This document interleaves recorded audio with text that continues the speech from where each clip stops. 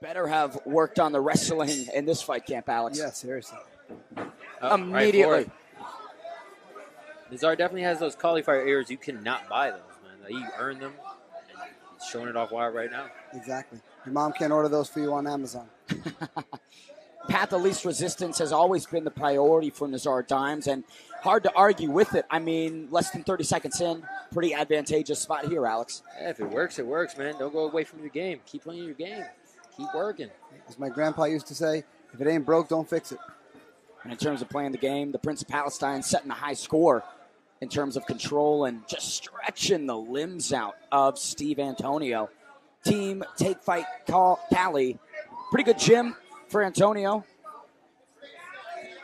One thing we haven't seen typically from Nezzar Dimes is him passing the guard. Now there is a school of thought of sitting in the guard to strike, but I'd like to see Nezzar pass the guard because I'd really like to see him open up with other strikes or submission attempts. You know, if he's in the room at Dante Rivera's gym, he's got some subs in his back pocket. Let's get out of this guard and let's show him off a little, man. Definitely. I'd like to see it, but he does have great control right now. Steve Antonio holding on to the back here. Butterfly hooks, trying to just probably keep the head above water, right, Alex? Yeah, it looked like for a second he was working some shoulder crunch. Didn't quite pay off. He's going to keep trying to go back to that, work those butterfly hooks. Maybe try to go some closed guard action. James, if you're Steve Antonio, what's the path to defeat? Underhooking up, like he just, as you were saying, he shot the underhook. Now he's got to use that. He's got to bump Nezzar Dimes away from the cage and work to get up. But Nezzar wisely saw what was coming, knelt on the post arm, so that way it was no longer a path that Steve could take. If I'm not mistaken, Nezzar Dimes has experience on the Palestinian national team wrestling, so highly accoladed and experienced. Again, you can't show this kid somebody he hasn't already seen. Especially on the ground. See, this is what I wanted to see. Even just passing the half guard. Do you see the difference in how much more he was able to strike? I love it. I'd like more of that. Because Nezzar Dimes, for a dominant wrestler, one thing you love to see is a wrestler who's able to take that control and turn it into finishes. Massive shot from Nezzar Dimes, who is just cool, calm, and collected, firmly in the driver's seat with 30 seconds to go.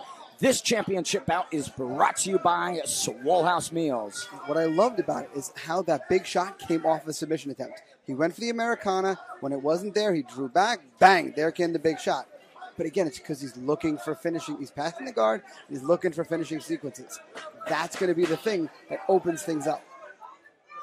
And while he might be searching for it, Alex, it doesn't seem like he's necessarily forcing it. It is organically creating these areas that Steve Antonio might make mistakes in. Yeah, no need to force it when you're winning the round, obviously, and you get to chip away at your opponent. Nezzar Dimes, he's a young guy, but like you said, he's had that experience at a world stage. So it's interesting about MMA. You're seeing these guys that they're like 19, 20, but they've got 10 years of experience. Exactly. And it's funny, we're really reaching that threshold in the sport now where you're not getting guys who were kickboxers that learned a little bit of wrestling or were Brazilian Jiu-Jitsu black belts who threw on boxing gloves a couple of times. They are true mixed martial artists from the time they started training. Got to imagine one of the clearest rounds that we've seen tonight. Nezzar Dimes heavily up on both the scorecards and I'd say the mentality. I mean, if you're Steve Antonio, where is your head at in between rounds? I would say your head has to be at don't get taken down again. Don't get taken down again. I will admit this. In February, Marco Barriondo clipped Nezzar Dimes in the first 10 seconds. Similar to that exchange, Nezzar goes in. Marco did connect and stunned him briefly, so we have seen Nezzar hurt. He also did recover, win that fight, though. Exactly. And it was a very flawlessly. It was a very wrestling-heavy approach for that fight, which we suspected that day had to do with the fact that he was getting hurt, that he got hurt on the feet. Immediately back on the takedown attempt, less than 10 seconds in. Antonio defending nicely, but Nezzar Dimes just powering his way down. Just sucking the legs in little by little.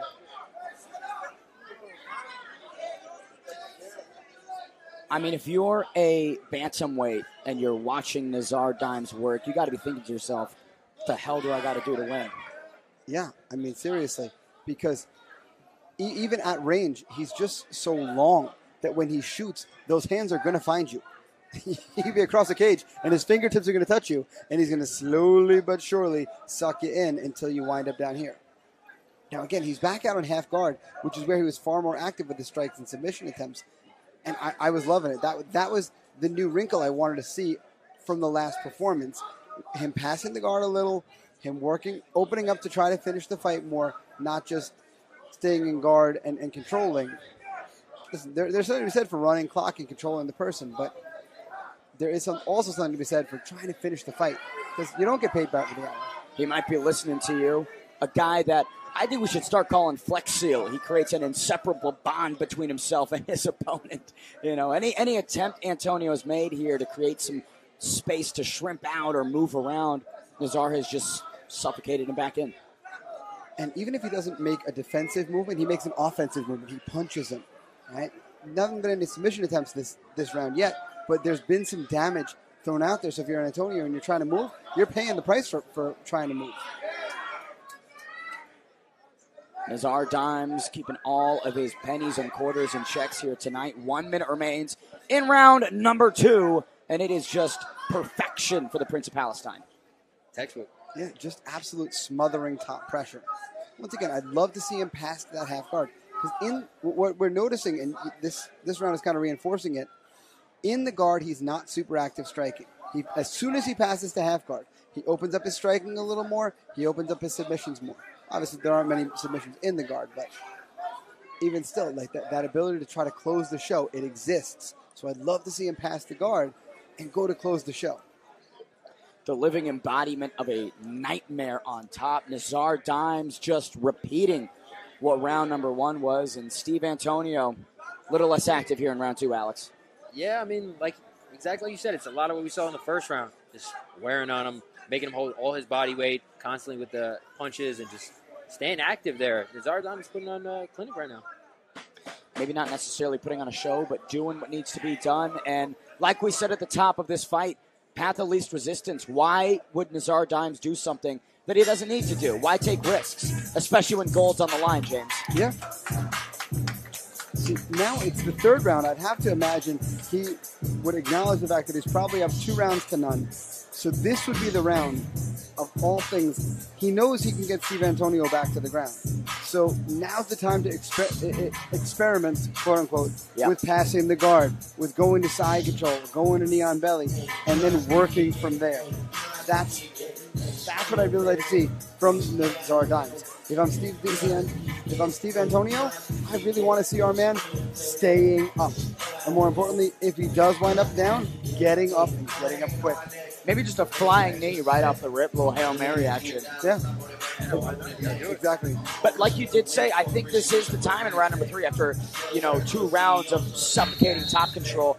Get a bit creative, maybe let the hands go a little bit more. Try and implement what you work on in the gym inside a fight, right, Alex? You need to, because if you get taken down again, we know what's going to happen. It's right. going to be more the last 2 rounds, so you really got to put it all out there and you got to send it, full send. Huh. Keith Peterson gets us set for our 3rd and final round. Interim title up for grabs. Nezzar Dimes firmly has his hands grasped around it, but can Steve Antonio leverage the experience and pull it back in? He did shoot that right hand. Oh, defends and connects with a cross. So now, if I'm Antonio, I'm happy with that success, but now it's time to start shooting some uppercuts out there. Make Nezzar a little nervous about putting his head down in that range. Nezzar Dimes 0 for 2 in round number 3 on takedowns, but still working it here, Alex. He's got constant cage pressure. He's yep. There's the mat return right there. Now the Prince of Palestine with the backup position. You haven't seen him in. Maybe with 2:20 on the clock, he can find that finishing sequence. You might see some of those finishes you want, James. Exactly. That's the thing. It's not necessarily that I'm like, you got to finish the fight. But I'd like to see him expand his game a little bit.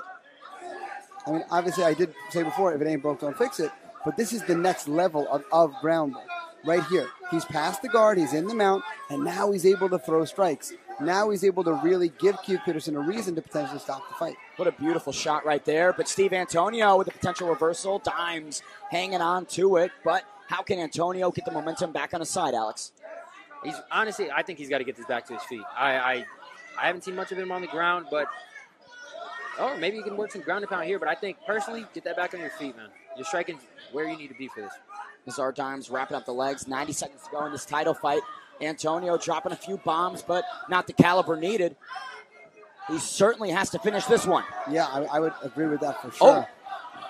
Nezzar Dimes with a little bit of body language that leaves a bit to be desired, but back on the wrestling assault here, Alex. Yeah, and he just sucked those legs right in on Steve Antonio and offered very, very little resistance. That might have been the last gasp of Steve Antonio. Yeah, and again, what I'd like to see again, I want to see Dimes pass the guard. Now, obviously, that scramble cost him top position. He had to work for a takedown again, so it may put some hesitancy in him trying it. But again, the next level of this ground game is working to finish because he's got the control part down so well. And the only way he's going to build that next level is by trying it out here live in the cage. We're going to need to find somebody with a defensive wrestling acumen to answer the questions of the Prince of Palestine because thus far, nobody's been able to do it. Maybe the champion with a unification match can find the answers. Under 30 seconds to go, James. Nezzar Dimes. Antonio going back to the butterfly guard, but it's going to take more than that to get him back in this fight, as we've seen. Yeah, I think this might be one of the clearest decisions we've seen tonight, boys. Absolutely. Could potentially be in the realm of a 30-25 or 30-26. I mean, this was just one-way traffic for Nezzar Dimes. For sure. Steve Antonio being the most experienced test that he's had to date. The Prince of Palestine passed it with flying colors. The Melrose Ballroom, I think, has been used to finishes and some high-octane action, but it's always nice to see a display of just dominance in that regard. Yeah.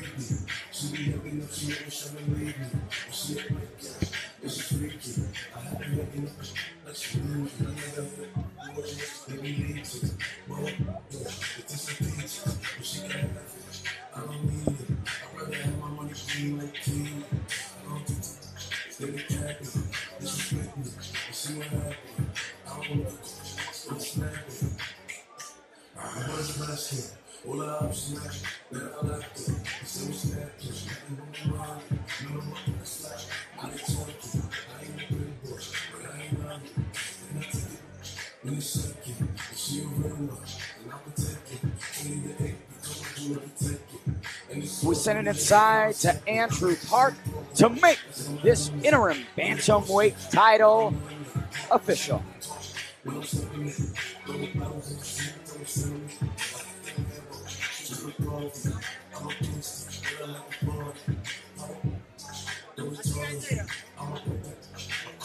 Hey, see ya.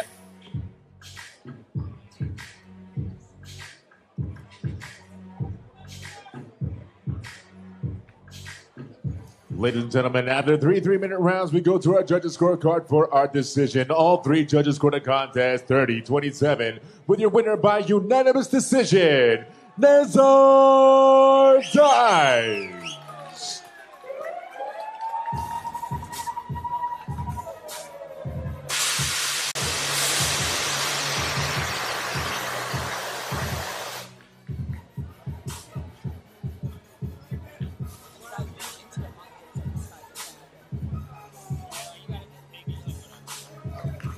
Championship win for Nezzar Dimes, the Prince of Palestine, making everybody proud here tonight in what was a shutout performance.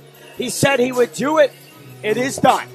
Now, what awaits for him is the unification match. We send it inside to Harry Mack.